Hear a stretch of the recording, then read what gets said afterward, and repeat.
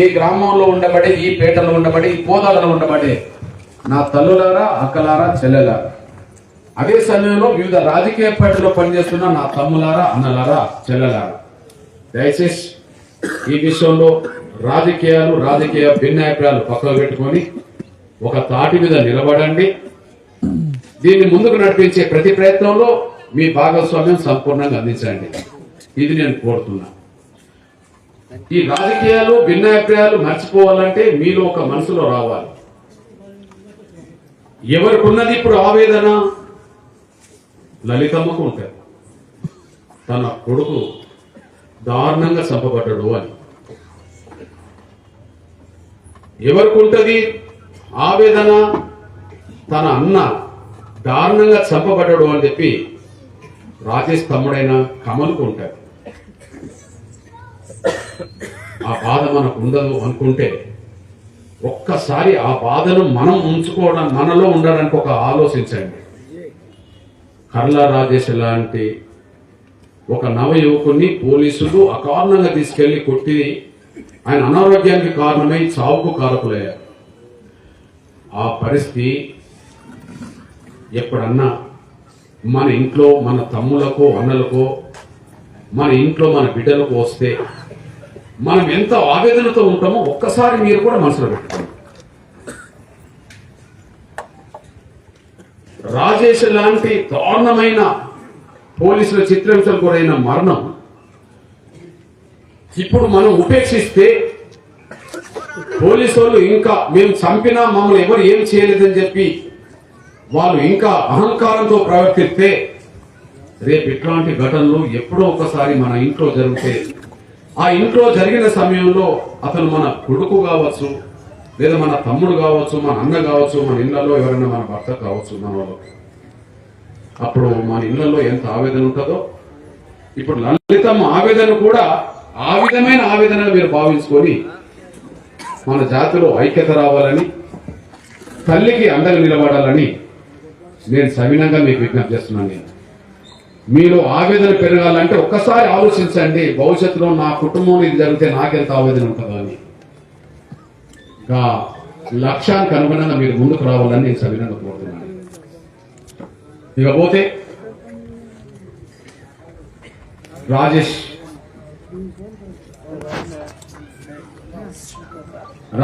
మరణ వార్త పోలీసుల చిత్రహింసలు గురై రిమాండ్ అయి జైల్లో అనారోగ్యానికి గురై హుజూర్నగర్ ఆసుపత్రికి 2 సార్లు వచ్చి, సూర్యాపేట ఆసుపత్రికి వెళ్ళి, ఆ తర్వాత గాంధీ ఆసుపత్రికి వెళ్ళి అక్కడ మరణించిండనే వార్త ఒక దురదృష్టకరమైన బాధాకరమైన వార్త నేను ఢిల్లీలో ఉండగానే నాకు వచ్చింది. మనందరికి తెలుసు, ఈ దేశ గౌరవ చీఫ్ జస్టిస్ గా మన దళితుడు అనబడుతున్న గవాయి గారు ఉన్న సమయంలో సుప్రీంకోర్టులోనే దళితుడైన గవాయి గారి మీద అకారణంగా చెప్పుతో దాడి చేసిన సంఘటన ఈ దేశంలో అందరికీ తెలుసు. ఆ సంఘటనను నిరసిస్తూ సామాన్య ప్రజల మీద దాడులు జరుగుతున్నాయి. సుప్రీంకోర్టు చీఫ్ జస్టిస్, ఇక్కడ మనకు కోదాడలో కోర్టు ఉంటుంది. ఇట్లాంటి కోర్టులన్నిటికీ అత్యున్నత వ్యవస్థ కోర్టే సుప్రీంకోర్టు.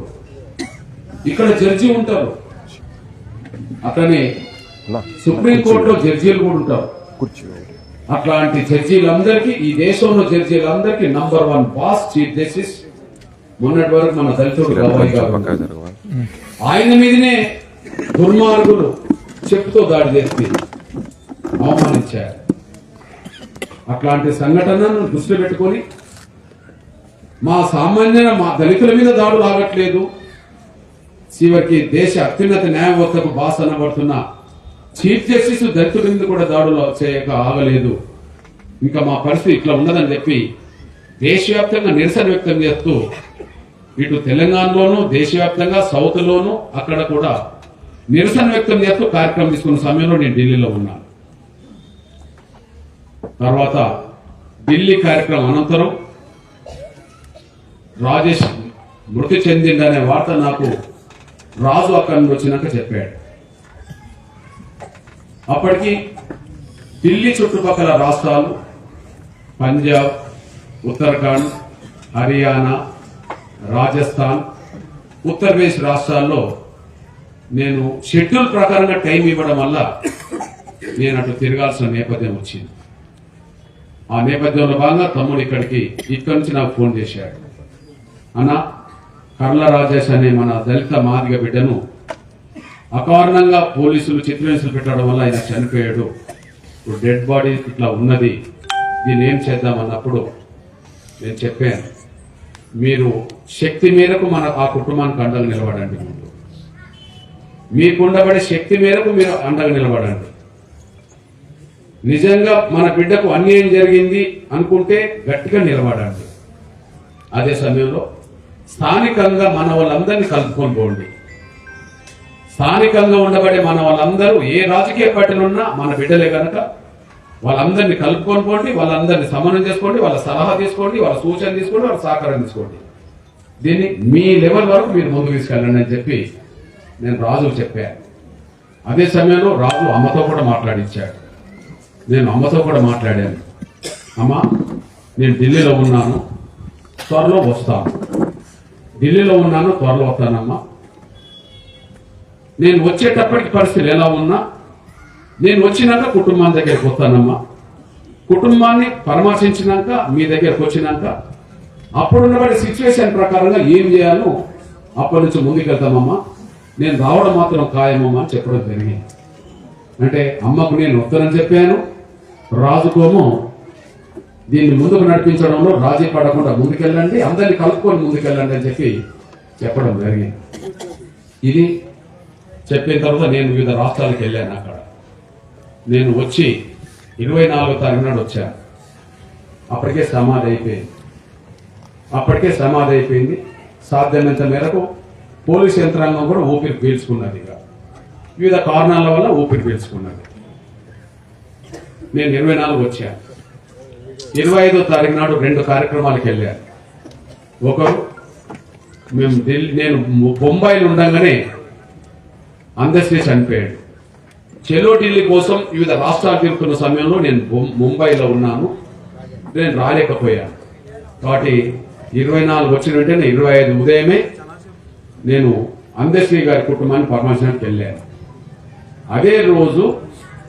అదే రోజు రంగారెడ్డి జిల్లా షాద్నగర్ దగ్గర అంతకు ముందే మన దళిత మాదిగ యువకుడు ఒక యాదవుల అమ్మాయిని ప్రేమించి పెళ్లి చేసుకుంటే, ఆ ప్రేమించి పెళ్లి చేసుకున్న కుటుంబం వాళ్ళు ఈ పిల్లలు ఆ భార్యాభర్తలు దొరకకపోతే వాళ్ళ అన్నని తీసుకెళ్లి ఆ యాదవ్ కుటుంబం దారుణంగా చంపిన విషయం, చంపి అతన్ని తగలబెట్టిన విషయం పేపర్లో చూశాం. అందశ్రీ కుటుంబం దగ్గరికి వెళ్ళిన తర్వాత మళ్ళీ అదే రోజు నేను ఆ కుటుంబాన్ని పరామర్శించి, అప్పటికే వాళ్ళందరూ అరెస్ట్ అయిపోయారు. చట్టపరంగా రావాల్సింది ఏదైతే ఉన్నదో రావడం జరిగిందనే విషయం నేను గమనించాను, ముందుకు తీసుకెళ్ళాను. నెక్స్ట్ నేను వచ్చింది 26వ తారీఖు నాడు ఇక్కడ. నేను ఢిల్లీలో వచ్చిన తెల్లారి నుంచే నేను యథావిధిగా ఎక్కడికి ముందు వెళ్ళాలో ఎక్కడికి రావాలో అక్కడికి రావడం జరిగింది. మీ అందరు తెలుసు, నేను 26వ తారీఖు నాడు సాయంత్రం ఇక్కడికి వచ్చాను. ఇక్కడికి వచ్చిన తర్వాత అమ్మతో మాట్లాడాము ఇంట్లో కూర్చొని. అదే సమయంలో ఎవరెవరితో అక్కడ మనం సమాచారం తీసుకోవాలనో ఆ ఇంట్లో ఉన్న అందరితో, బంధువులతో, మన శ్రేయభిలాషులతో సమాచారం తీసుకోవడం జరిగింది. కొద్దిగా సమాచారం తీసుకుంటున్న సమయంలో మన ప్రెస్ మిత్రులందరూ వాస్తవానికి వేడి చేశారు. తొందరగా అన్న మాట్లాడితే బాగుంటుందని చెప్పి, ఎందుకంటే వార్తలు అందించాలి కాబట్టి. అయినప్పటికీ మనకు సంపూర్ణమైన సమాచారం తీసుకోకుండా, కొంత ఈ సమాచారాన్ని మనం అధ్యయనం చేయకుండా మనం ఏదో వీక్గా మాట్లాడడం కరెక్ట్ కాదని చెప్పి మిత్రులకు, ప్రెస్ మిత్రులకే కొంత రిక్వెస్ట్ చేసి ఇంకొక 10 నిమిషాలు 20 నిమిషాలు నేను సమాచారం తెలుసుకోనియండి అని చెప్పి నేను తెలుసుకున్న తర్వాత మన ప్రెస్ మీట్ పెట్టడం జరిగింది. ఇక్కడ అమ్మతో మాట్లాడిన సమాచారం మేరకు, తెలుసుకున్న మేరకు, అదే సమయంలో మన వాళ్ళు అందుబాటులో ఉండబడే సమాచారం ఇవ్వడానికి అందుబాటులో ఉన్న వాళ్ళందరి సమాచారం మేరకు నాకు కేసు కొంత అర్థమైంది. ఆ కేసు విషయంలో ఒక అమాయకుడిని తీసుకెళ్లి పోలీసులు చట్టవిరుద్ధంగా ఎలాంటి కేసు ఫిర్యాదు లేని సమయంలో అక్రమ నిర్బంధం చేసుకొని అక్రమ నిర్బంధంలో కూడా 3rd డిగ్రీ లాంటి ఒక తీవ్రమైన చిత్రహింసల ప్రయోగం చేసి అతని అనారోగ్యానికి గురయ్యే స్థాయికి తీసుకొచ్చి అతనికి చావుకు కారకులైందనే విషయం సమాచారం స్పష్టంగా నాకు తెలిసిపోయింది. 1 అమాయకుడు, 2 అక్రమ నిర్బంధం. ఈ విషయాన్ని మీ దృష్టికి మళ్ళా తీసుకొస్తున్నాను. నేను రాజేష్ నిందితుడు కాదు. రాజేష్ నిందితుడు కాదు. రాజేష్ నిందితుడు అవుతే కేసు నమోదైనాక ఆయన అరెస్ట్ చేసింది కూడా కాదు. రాజేష్ నిందితుడు కాదు.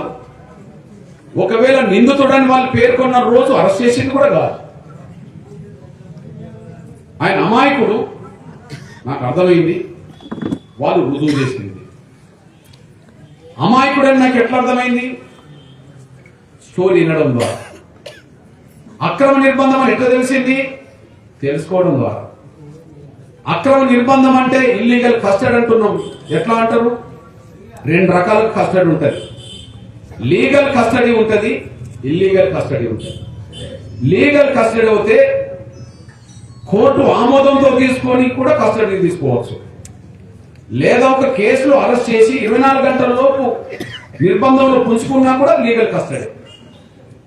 ఇవాళ అరెస్ట్ చేసి ఒక కేసులో తెల్లారి కోర్టుకు హాజరుపడితే ఇవాళ అరెస్ట్ చేసింది కూడా లీగల్ కస్టడీ.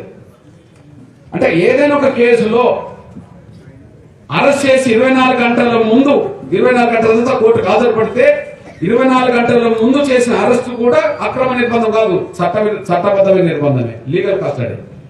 అట్లనే కోర్టు ద్వారా పర్మిషన్ తీసుకోవడం కూడా, నిర్బంధం తీసుకోవడం కూడా లీగల్ కస్టడీ. ఇక్కడ కేసు నమోదైంది కాదు, కేసు లేనప్పుడే అక్రమ నిర్బంధం తీసుకున్నదనే విషయం 4వ తారీఖు నుంచి మొదలైన సిచ్యువేషన్ 9వ తారీఖు నాడు వాళ్ళ రిమాండ్ రిపోర్ట్ ప్రకారం 9వ తారీఖు నాడు వాళ్ళ రిమాండ్ రిపోర్ట్ ప్రకారం 9వ తారీఖు నాడు 1 గంటకు ఎవరైతే ఫిర్యాదుదారుడు ఉన్నాడో ఆయన పేరు కె రాజేషే. ఆ కె రాజేష్ ఇంట్లో వీళ్ళని అరెస్ట్ చేసినామని చూపేంత వరకు, అంటే 9వ తారీఖు నాడు 1 గంటకు ముందు 12 గంటల 59 నిమిషాల 59 సెకండ్ల ముందు వరకు కూడా ఆయన పోలీసులు అదుపులో ఉంటే అక్రమ నిర్బంధమే. ఇక్కడ 4వ తారీఖు నుంచి మొదలుపెట్టి వాళ్ళ అదుపులో తీసుకున్నాడు చేసుకొని కండిషన్ మీద రాత్రి వదిలిపెట్టి తెల్లారి నుంచి వాళ్ళ అక్రమ నిర్బంధం చేసుకొని 9వ తారీఖు నాడు అరెస్ట్ చూపేంత వరకు, 9వ తారీఖు నాడు 1 గంటకు అరెస్ట్ చూపేంత వరకు పోలీసుల నిర్బంధంలోనే తమ్ముడు ఉన్నాడు. ఇది స్పష్టంగా ఆధారాలు బయటకు వచ్చేసి, ఇది స్పష్టం, ఇది అక్రమ నిర్బంధము అని. అక్రమ నిర్బంధం అనడానికి ఇక సాక్ష్యం తర్వాత తీసుకోవడం మొదలైంది. అక్రమ నిర్బంధం సాక్ష్యం తర్వాత తీసుకోవడం మొదలైంది. ఎందుకు? అక్రమ నిర్బంధం ఉంటేనే కదా రాత్రి పూట పోయి పోలీసు వాళ్ళ దగ్గర వాళ్ళు ఏ ఒప్పందం అయితే రాసుకొని వదిలిపెట్టారో, కండిషన్ రాసుకొని వదిలిపెట్టింది అక్రమ నిర్బంధంలోనే కదా. తెల్లారి ప్రతిరోజు భోజనాలు పోలీస్ స్టేషన్కే తీసుకెళ్లారు కదా. ఒకరోజు చూపెట్టినట్టు చూపెట్టి ఒకరోజు చూపెట్టకపోయినా భోజనాలు అక్కడికే తీసుకెళ్లారు కదా. మరి భోజనాలు తీసుకెళ్ళింది రాజేష్కి అయినప్పుడు పోలీస్ స్టేషన్ లో రాజేష్ ఉన్నట్టే కదా. 5వ తారీఖు నాడు అరవింద్ అనే కానిస్టేబుల్, 5వ తారీఖు అరవింద్ కానిస్టేబుల్ తమ్ముడిని ఎంబడి పెట్టుకొని రాజేష్ ఎంబడి పెట్టుకొని రాజేష్ పనిచేస్తున్న ఆ పెట్రోల్ బంక్ దగ్గరికి వెళ్లి ₹1,00,000 తీసుకొచ్చింది అక్రమ నిర్బంధంలోనే కదా.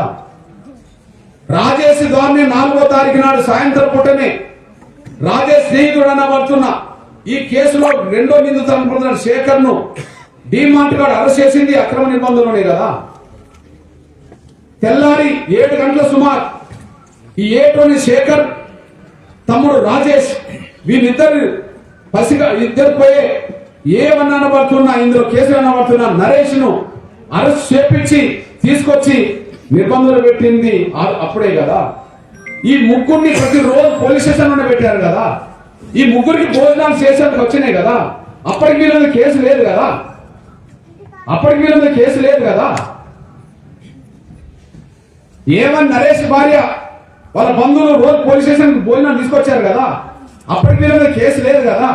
అప్పటికి ఫిర్యాదు లేదు కదా. లలితమ్మ నుంచి మొదలుకుంటే బంధువులందరూ కలిసి ప్రతిరోజు భోజనాలు తీసుకెళ్లారు కదా కోర్టుకు, పోలీస్ స్టేషన్ కు. ఇది అక్రమ నిర్బంధంలో ఉన్నాయి కదా. శేఖర్ శేఖర్ బంధువులు వాళ్ళ భార్యతో సహా రోజు భోజనం తీసుకొచ్చారు కదా. పోలీస్ స్టేషన్ భోజనం తీసుకొచ్చారు కదా. మీరు భోజనాలు తీసుకెళ్లి వాళ్ళకే పెట్టారు కదా. ఇది అక్రమ నిర్బంధంలో జరిగిందే కదా. ఫిర్యాదు వచ్చింది ఎప్పుడు? 8వ తారీఖు నాడు. ఫిర్యాదు వచ్చింది ఎప్పుడు? 8వ తారీఖు నాడు 10 గంటలకు. ఫిర్యాదు తీసుకున్నది ఎవరు? చిలుకూరు ఎస్ఐ సురేష్ రెడ్డి. ఆ ఫిర్యాదుని ఎఫ్ఐఆర్ గా మార్చింది ఎప్పుడు? 8వ తారీఖు నాడు 10 గంటలకు. ఫిర్యాదు వచ్చింది 10 గంటలకే, ఎఫ్ఐఆర్ అయింది 10 గంటలకే. అంటే ఫిర్యాదు తీసుకుంటేనే ఎఫ్ఐఆర్ తయారైందని అర్థమైనాడు. ఒక్క నిమిషం తేడా లేదు. ఫిర్యాదు వచ్చినట్టుగా రాసుకున్నది 10 గంటలకే, ఎఫ్ఐఆర్ నమోదైంది 10 గంటలకే. ఒక్క నిమిషం కూడా తేడా లేకుండా ఎఫ్ఐఆర్ నమోదు చేసిండ్రు వాళ్ళు.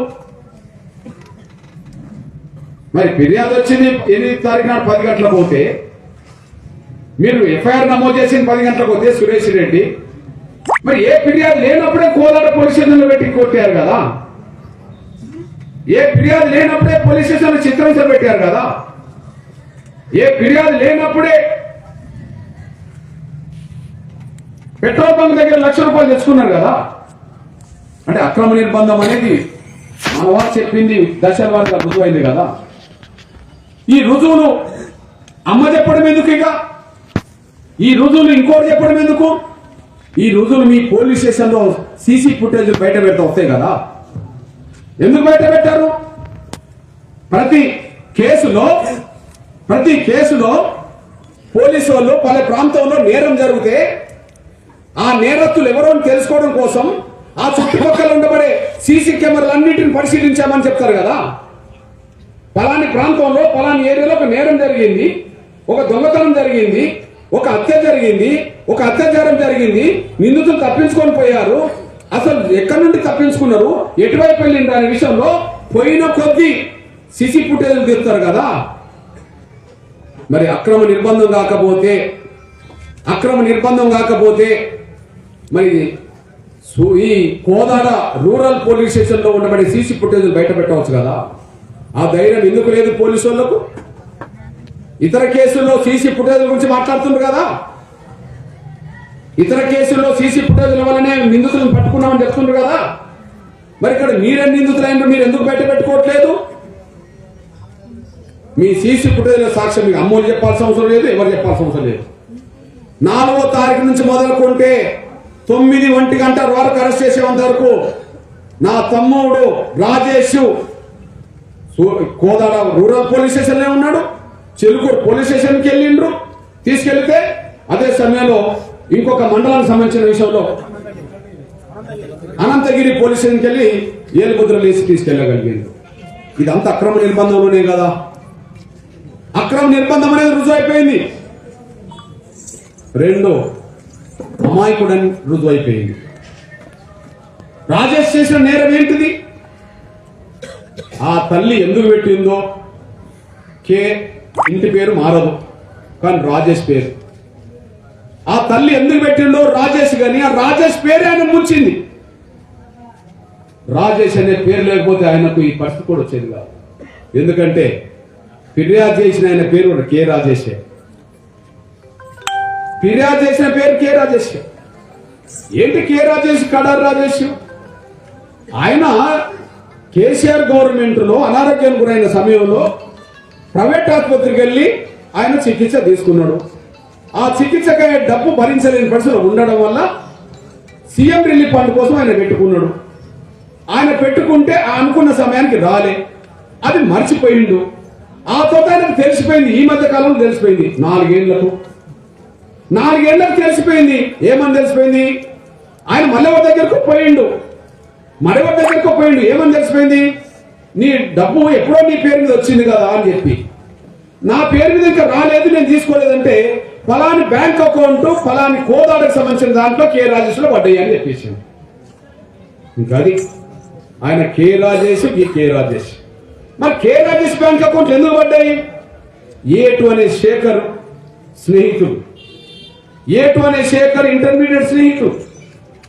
ఈ శేఖర్ అనే అతనికి ఈ మాజీ ఎమ్మెల్యే ఆఫీసులో పనిచేసిన A1 నరేష్ అనే అతనికి స్నేహం ఉన్నది.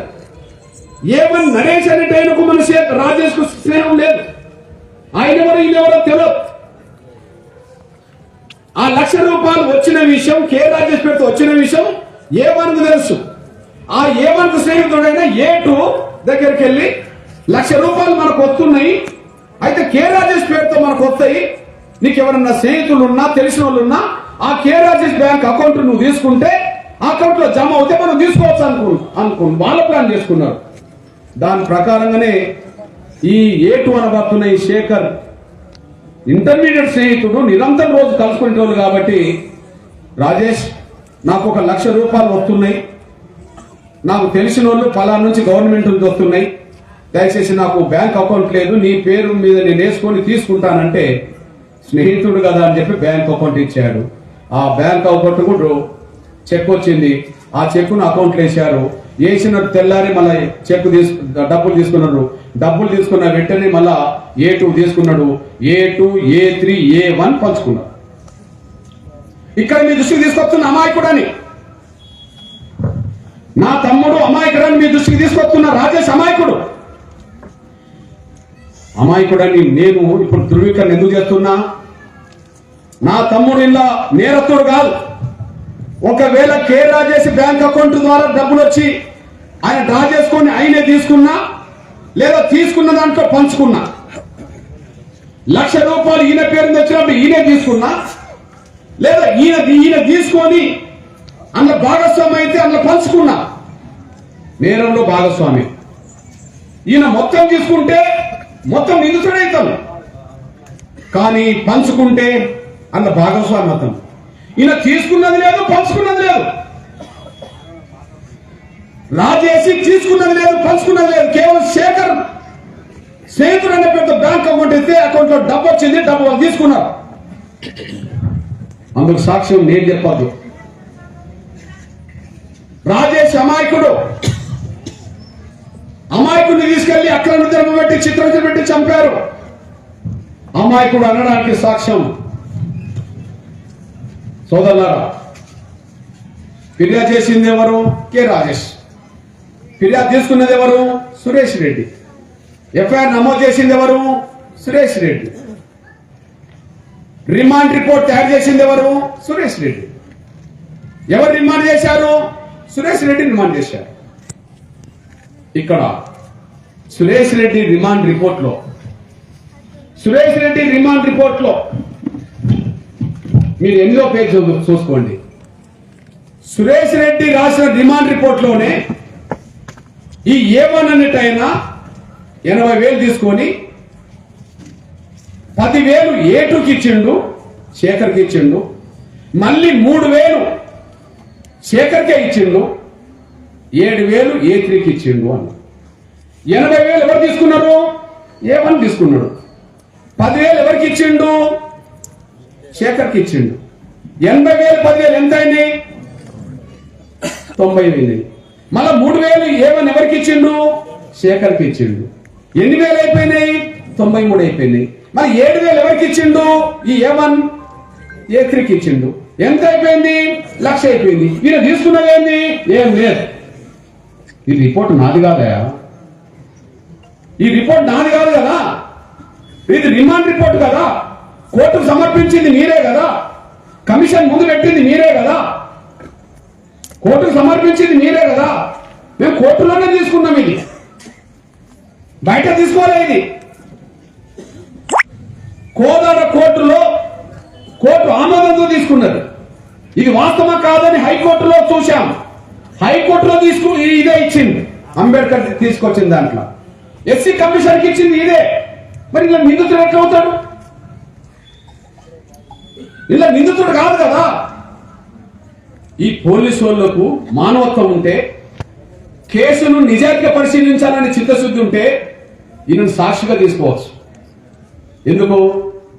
అరే రాజేష్, నీకు సంబంధం లేని కేసులో నువ్వు ఇరికావు, దీనికి నీకు ఎవరైతే స్నేహితుడో అతని వల్ల ఇరికావు కాబట్టి నీ స్నేహితుడే పేరు గట్టిగా చెప్పు, ఆయన మీద పోతుంది అనుకుంటే ఈయన సాక్షి అవుతారు. A2, A3, A1 వీళ్ళు ఇలా నిందితులు అవుతారు.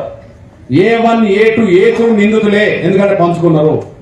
A4 లో నిందితుడు కాదు, ఈయన సంబంధం లేదు. మరి సంబంధం లేని వ్యక్తి మీద కేసు పెట్టడం, కేసు పెట్టడం లేని రోజుల్లో నేను తీసుకెళ్లి అక్రమ నిర్బంధం పెట్టడం, ఆయన చిత్రహింసలు పాటు చేయడం, ఇది పోలీసులు చేసిన నేరం కాదా? అమాయకుడని అనడానికి ఆధారం వాళ్ళ రిమాండ్ రిపోర్ట్ కాదా? అమాయకుడని ఆధారం వాళ్ళ రిమాండ్ రిపోర్ట్ కాదా? అసలు చిలుకూరు ఎస్ఐకి దిమాక్ ఉందా? ఈయన చిలుకూరు ఎస్ఐ అయినా? చిలుకూరు ఎస్ఐ అసలు ఎస్ఐ స్థాయి ఉండే వ్యక్తి అయినా? హోం గార్డు ఉండబడే తెలివి కూడా లేదు, ఆయనకు జ్ఞానం కూడా లేదు. రెడ్డి కాబట్టి నిలబడుతున్నాడు ఆడ.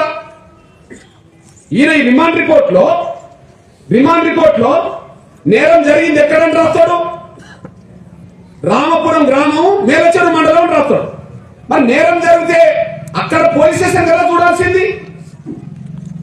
నేరం జరిగింది ఎక్కడ?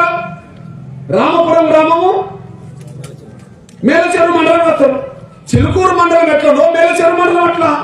చిలుకూరు మండలం పోలీస్ స్టేషన్ ఎట్లున్నదో మేలచెరు మండలం పోలీస్ స్టేషన్ ఎట్లున్నది, అక్కడ కదా చూడాల్సింది వాళ్ళు. చివరికి ఎంత అవగాహన లేనోడంటే, ఇలా ఒక దగ్గర చిలుకూరు ఎస్ఐ ఆయనే రాసుకుంటాడు, మేలచెరు ఎస్ఐ కూడా ఆయనే రాసుకుంటాడు. నేను మేలచెరు ఎస్ఐకి ఫోన్ చేసిన మనతో భాస్కర్, మన బాలచంద్ర ఫోన్ చేసి, ఏమైనా రిమాండ్ రిపోర్ట్ లో చిలుకూరు ఎస్ఐ ఆయనే ఉన్నాడు సురేష్ రెడ్డి, మేలచెరు ఎస్ఐ సురేష్ రెడ్డి ఉన్నాడు, మన ఆ సురేష్ రెడ్డి వేరా కనుక్కోని నేను కనుక్కుంటే మేలచెరు ఎస్ఐతో కూడా నా ఫోన్ లో మాట్లాడించిండు. మేలచెరు ఎస్ఐ నేను అడిగా, ఏమయ్యా మీరు ఎస్ఐయా లేదా ఆయన ఎస్ఐ మీ దగ్గర ఉంటే, అరే నేను ఎస్ఐ నన్నా, ఆయన ఎట్లా ఎస్ఐ అవుతాడు అన్న, నా స్టేషన్ నాదే, ఆయన స్టేషన్ అయినా అని రాస్తాడు. ఈయన రిమాండ్ రిపోర్ట్, ఇందులో 10 తప్పులు ఉన్నాయి. ఈయన నిందితుడు కాదు. ఇది 10 తప్పులు ఉన్నాయి, మనోడు నిందితుడు కాదు. అమాయకంగా మనం నిరీక్షించారు. చిత్రహింస విపరీతంగా పెట్టారు. చిత్రహింసలు 2 రకాలుగా ఉంటాయి. పోలీసు వాళ్ళు శరీరం మీద కనిపించే గాయాలు వేరు, ఇప్పుడు అవి తక్కువ చేస్తున్నారు, కానీ 3rd డిగ్రీలు ఎక్కువ చేస్తున్నారు. 3rd డిగ్రీలో పాల్పడ్డ వ్యక్తులు, 3rd డిగ్రీలో గురైన వ్యక్తులు తట్టుకునేటోళ్ళు తట్టుకుంటారు, తట్టుకునే తీవ్రమైన ఆయాసాన్ని గురై ఆటోమేటిక్గా చనిపోతుంటారు. ఇక్కడ 3కి జరిగింది, అది చెప్పట్లేదు. వాళ్ళు 3 మీద ప్రయోగం జరిగింది, వాళ్ళు తట్టుకున్నారు. ఎందుకు తట్టుకున్నారు? చేసిన నేరం మనమే కాబట్టి కొంత తట్టుకుందాం అనుకున్నారు. మనోడు చేయలేదు కాబట్టి తట్టుకోలేకపోయాడు. సింపుల్ విషయం. ఈయనకు నేరానికి సంబంధం లేదు, ఈయన తట్టుకోలేకపోయాడు, ఆయాసాన్ని గురయ్యాడు. దారుణంగా మన బిడ్డ మనకు దూరం. అంటే ఇక్కడ 2 విషయాలు రుజువు అయినాయి. ఒకటి అక్రమ నిర్బంధం పెట్టుకోవడం కూడా పోలీసులు చేసిన నేరం అవుతుంది. సామాన్య ప్రజలు నేరం చేస్తే, ఉదాహరణకు ఎవరినైనా కిడ్నాప్ చేసి మనం అదుపులో పెట్టుకున్నాం అనుకో, నేరమే కదా. మరి కేసు లేనప్పుడు వీళ్ళను అదుపులో స్టేషన్ లో పెట్టుకుంటే ఇది కూడా కిడ్నాప్ కింద, నేరం కింద వస్తుంది కదా. ఎవరినన్నా మనం కిడ్నాప్ చేసినాం అనుకో, మనం అదుపులో పెట్టుకున్నాం అనుకో, కిడ్నాప్ చేసినట్టు కదా. మరి కేసు లేనప్పుడు, ఫిర్యాదు లేనప్పుడు స్టేషన్ లో తీసుకెళ్లి పెట్టుకుంటే అది కూడా కిడ్నాప్ కింద వస్తుంది కదా, అది కూడా అక్రమ నిర్బంధం కింద వస్తుంది కదా. వాళ్ళకు చట్టాలు వర్తించవా? పోలీసు వాళ్ళు నేరస్తులు కాదా? ఇక్కడ ఇది స్పష్టంగా అర్థమైన కేసు. అందువల్ల అమాయకుడైన రాజేష్ని అక్రమ నిర్బంధంలో తీవ్ర చిత్రహింసలు పెట్టడం వల్లే చనిపోయిన ఆ అభిప్రాయాలు రోజు బలపడడానికి దారితీసినాయి. ఆ బలపడడానికి దారితీసిన సమయంలోనే నేను ముందే చెప్పాను, అప్పటికే అమ్మ మీద ఒక దుష్ప్రచారం జరిగింది. రాజేష్ని పోలీసులు చంపినా ఒక 8 లక్షల వరకు తీసుకొని కాంప్రమైజ్ అయ్యిండ్రు. ఇక కాంప్రమైజ్ అయింది. మేము ఏం చేయలేమని ఒక దుష్ప్రచారం అది జరిగింది. కానీ నేను వచ్చినాక ఒకటే చెప్పాను, అమ్మ వదిలినా కుటుంబ సభ్యులు వదిలినా ఎంఆర్టీఎస్ వాళ్ళని వదలదు అని. నా కేసు అర్థమైంది కదా. నా బిడ్డ నా తమ్ముడు కర్ల రాజేష్ అమాయకుణ్ణి అక్కడ చంపాడు. ఇప్పుడు చంపి 8 లక్షలు ఇచ్చి వదిలిపెట్టడం అంటే ఎంత అవమానం మనకు. అంటే మన బిడ్డల ప్రాణాలు నిందితులు ఎవరైనా చంపితే 8 లక్షల రూపాయల విలువ. చాలా అవమానం అనిపించింది. అందుకనే ఈ కేసును ఎంత దూరమైన తీసుకెళ్తాం, ఈ కేసునైతే వదలం. ఒకవేళ కుటుంబ సభ్యులు వదిలినా ఎంఆర్పిఎస్ వదలదని చెప్పి ముందే చెప్పడం జరిగింది. ఎంత దూరమైన తీసుకెళ్తామని చెప్పడం జరిగింది. మీ అన్నగా ఇక్కడ నాకు అర్థమైంది, అక్రమ నిర్బంధం అర్థమైంది, నాకు అర్థమైంది అమాయకుడు అనే విషయం అర్థమైపోయింది. ఈ 2 కారణాల వల్ల ఈ కేసును వదలొద్దు. ఈ కేసును వదిలితే పోలీసులు ఎంతమందినైనా చంపుతారు. ఇంకా ఆ చంపబడుతున్న వాళ్ళు ఎక్కువ మంది మన దళితులై ఉంటారు. నేను స్టడీ చేస్తే దేశవ్యాప్తంగా అక్రమ నిర్బంధంలో చంపబడ్డ వాళ్ళు లేదా పోలీస్ ఖర్చులో చంపబడ్డ వాళ్ళు ఒక 2000 మంది ఉంటే అలా 90% మంది దళితులని చేస్తాను. అంటే దళితుల్ని తీసుకెళ్లి కొట్టినా చంపినా దిక్కుండదని చెప్పి ఎక్కువ మంది మీద థర్డ్ డిగ్రీ పయించడం వల్ల చనిపోతున్న వాళ్ళ సంఖ్య మన వర్గాల బిడ్డలు అయిపోయింది. అంటే ఇక్కడ కనుక పోలీసులను వదిలిపెడితే, ఇక్కడ కనుక నిందితులు అనబడుతున్న పోలీసులను వదిలిపెడితే ఇంకా కోదరులు ఇంకో 4 జరగవని ఎందుకు అనుకోవాలి? తెలంగాణలో జరగవని ఎందుకు అనుకోవాలి? రాష్ట్రంలో ఆంధ్రప్రదేశ్లో జరగవని ఎందుకు అనుకోవాలి? అంటే ఇక్కడ మనం వదిలేమనుకో ఇంకా జరుగుతాయి కదా. ఇక్కడ వదలొద్దు, ఇంకొక దిక్కు జరగద్దు. ఇక్కడ వదలొద్దు, ఇంకొక దిక్కు జరగద్దు. ఇక్కడ వదలకుండా ఉంటే ఇంకో దిక్కు జరగకుండా ఉంటాయి. ఇక్కడ వదిలితే ఇంకో 10 జరుగుతాయి. ఇక్కడ వదలకుండా ఉంటే బయట జరగడం తగ్గుతుంది. ఇక్కడ వదిలితే బయట జరగడం పెరుగుతుంది. బయట జరగడం పెరిగితే ఎవరు బలవుతారంటే 190% మంది పోలీస్ కస్టడీలో బలయ్యేది మనోళ్ళే అని రుజువు అవుతుంది. దేశవ్యాప్తంగా సమాచారం అట్లా ఉండేది. జడ్జిలు ఎక్కువ మంది పోలీసులు కస్టడీలో చనిపోతుందని చెప్పి. కాబట్టి ఎందుకైనా ఈ కేసును వదలొద్దు, ఇలా ఎవరున్నా వదలొద్దు అని చెప్పి ఎంఆర్పిఎస్ నిర్ణయం తీసుకొని ఆ లక్ష్యానికి అనుగుణంగానే మనం ముందుకు సాగుతున్న విషయం మనం మర్చిపోద్దాం సైనంగా కోరుతున్నాను. ఇక్కడికి వచ్చిన వెంటనే ముందు నేను ఇంటెలిజెన్స్ డీజీని కలిశాను, విజయ్ కుమార్ గారు. అది మీకు సమాచారం ఉంది. ఇక్కడికి వచ్చిన 48 గంటల్లోనే ఇంటెలిజెన్స్ డీజీని కలిశాను. సార్, మీరు ఈ విషయం మీద సమగ్రమైన సమాచారం తెప్పించుకోండి. మాకున్న సమాచారం ఇది. ఈ అక్రమ నిర్బంధం అసలుకి కేసుకు సంబంధం కూడా లేదు. దీనివల్ల మీరు ఒకసారి ఆలోచించి డిపార్ట్మెంట్కు గవర్నమెంట్కు మీరు చెప్పండి. తొందరగా ఎవరైతే ఇందులో బాధ్యులో వాళ్ళందరినీ సస్పెండ్ చేయమని చెప్పండి అని చెప్పి ఇంటెలిజెన్స్ డీజీకి చెప్పడం జరిగింది. ఆ తర్వాత డీజీపీ గారిని కలవాలనుకున్నప్పుడు ఆయన రాయ్పూర్ వెళ్ళడం జరిగింది. ఆ రాయ్పూర్కి వెళ్తున్న దశలో మరో సంఘటన జరిగింది.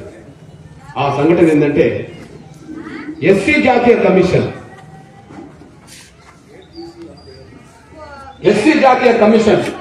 ఆ కమిషన్ మెంబర్ రామచంద్ర